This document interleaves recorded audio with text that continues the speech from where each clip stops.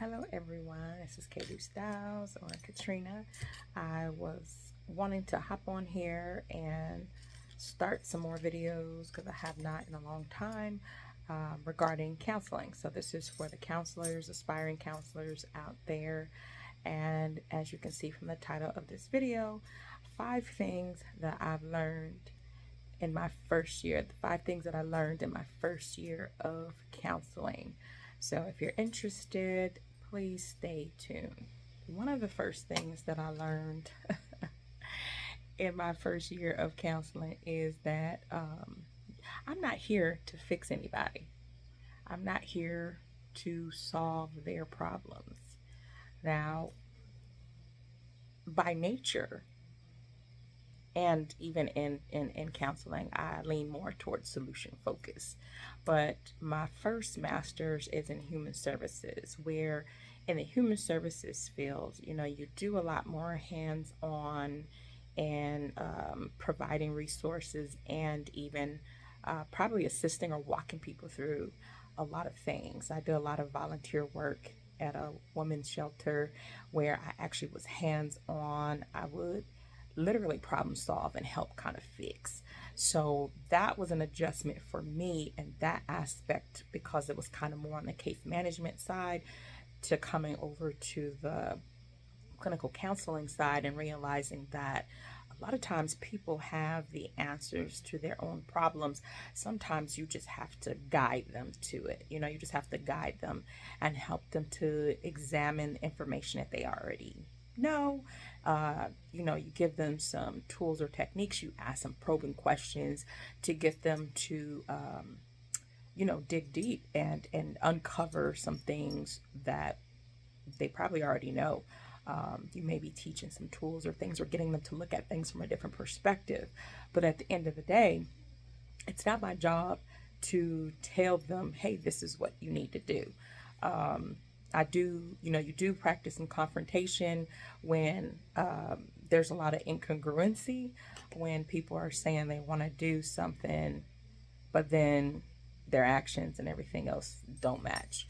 But I realized that, again, that's not my issue. If they don't want to change the way they look at things or they want to change behaviors, that's on them. So don't try to be the problem solver and don't get frustrated because you're trying to fix a person and you're not supposed to. You can't fix anybody but yourself.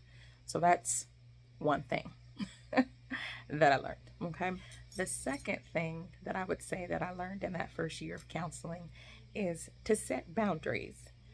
Because initially, coming in, it was just like, hey, reach out to me when you need me, this and that, text me or whatever if you need this because, and I do say that to a certain extent today, but I really kind of emphasize that in my first year, and then people would text and call all the time. Granted, it's good to have a business sale and a personal sale or business line, however you do that. But setting those boundaries, defining what an emergency is, because your emergency is not my emergency, or should I say, your urgency is not my emergency, your emergency not my urgency, something like that. But anyhow, define what that looks like, with each client, and so they can understand. And then I like to have a plan. If you can't reach me, like who well, not reaching me, but who can you reach out to, or what can you do before you feel like you have to reach out to me. But again, I had to be clear about what emergency was, because if not, that phone will just be ringing and texting, and then people get a sense of entitlement. They have access to you at all times whenever they want to, and they get an attitude when they can't get you. And it still happens even when you set the boundaries, but I'm saying it's just something that I would say definitely do. Set boundaries. Set boundaries. I'm not your friend. I'm your therapist. And we meet either once a week, every 2 weeks, every 3 weeks, whatever it is. But when we meet, that is when we will discuss the issue. If you are having a crisis, please dial 911. Direct them where they can go. Okay. third thing that I would say is that I don't want 40 conversations. I'm going to say that again. I don't want to have 40 conversations. So, my first year counseling, and I came right out of school into private practice, interning at a private practice, got a paid internship, and then stayed on even afterwards. And so, during that time, I was seeing 40 plus clients a week, and that was exhausting.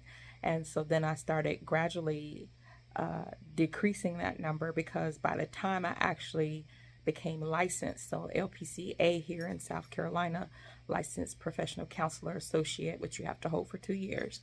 So by the time I had reached that level, I didn't want to have 40 conversations, because I had had so many conversations weekly, that it was draining. It was exhausting. And so I had already decreased that down to about like 35 to 32. And so, I mean, for other people, you may be able to do that.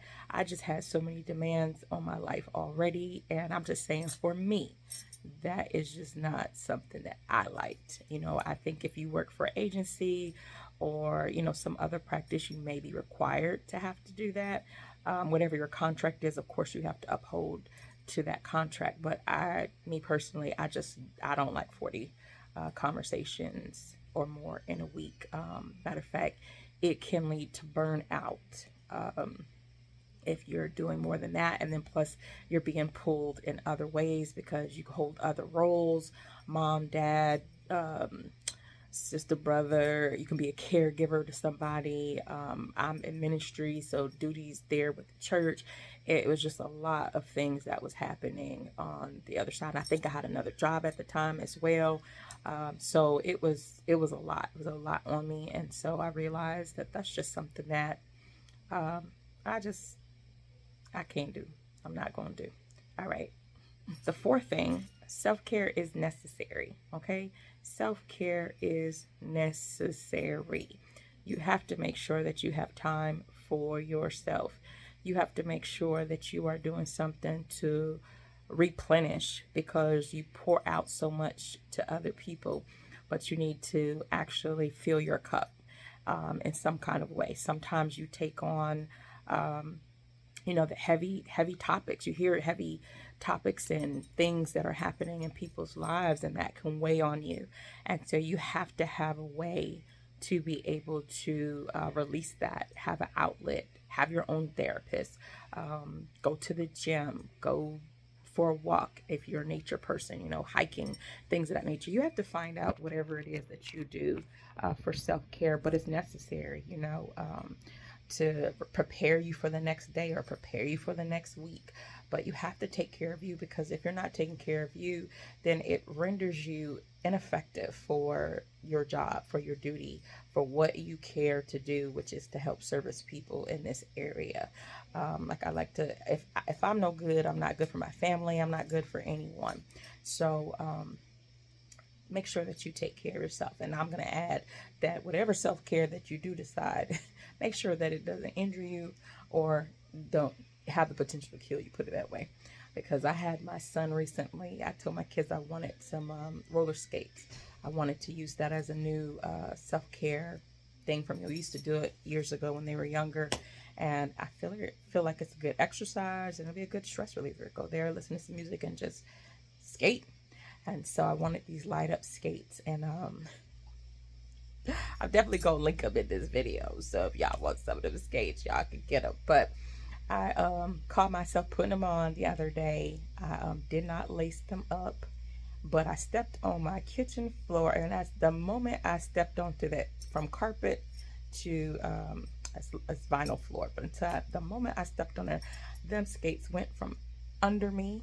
They flew across the kitchen floor, and I tumbled. I don't know how I ended up landing, but I know I ended up turning and landing on my front side of my body, and I'm all banged up. I'm banged up. I'm sore. My neck hurts. I know I laid there on the floor. I wanted to cry. I didn't, but I did want to cry. So just make sure that you don't hurt yourself in that, okay? We need you over here in the counseling world.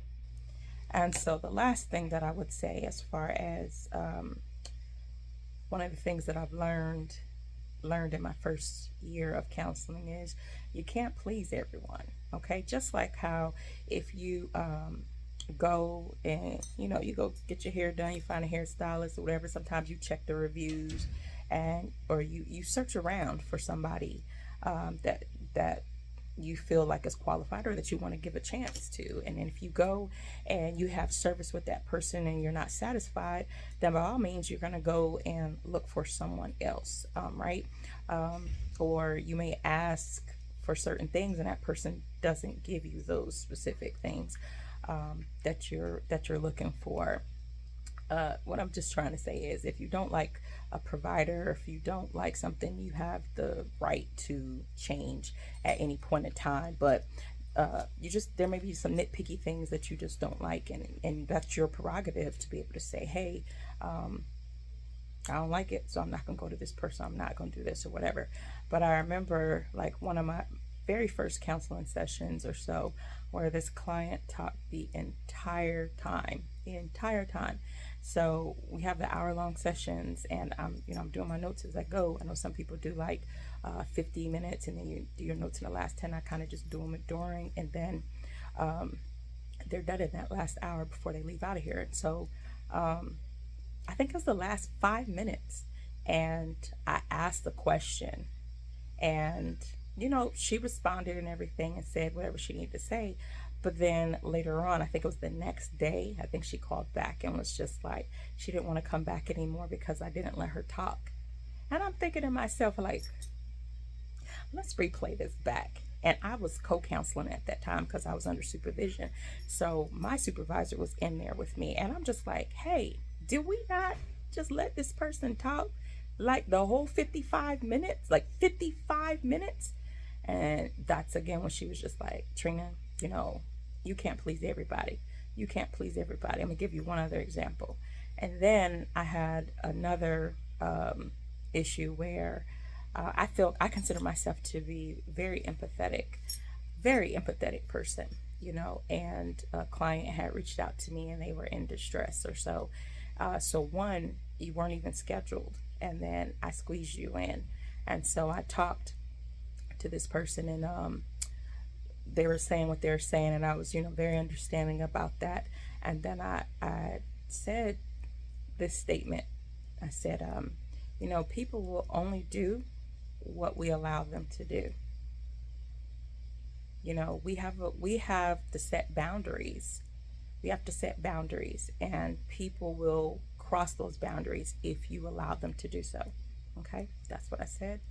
I know I said it like that, right? So I think within an hour or so, that client had called and said that they didn't want to continue services anymore because they didn't feel like I was empathetic. So here's what I will say, and I'm going to end this, is that sometimes people are not ready for counseling because they're not ready to hear the truth. And that's why during the assessments I usually ask, can you accept criticism? Can you accept, things like that? Because it's not that I'm criticizing, but I am going to have to ask some questions. I am going to have to point out some hard truths and things like that. And sometimes people, they can't handle that. And so that was one of those incidences. So I hope that you enjoyed this video. Please like, please subscribe, and I will have more counseling content coming your way. I will be eventually having a coaching and counseling page all set up because I am completing a life coaching certificate. I will have all that coming soon, but right now I'm just going to keep it as a part of this channel. So you'll just go to the counseling section whenever you see any videos. You'll know they'll be in that playlist. But until next time, take care.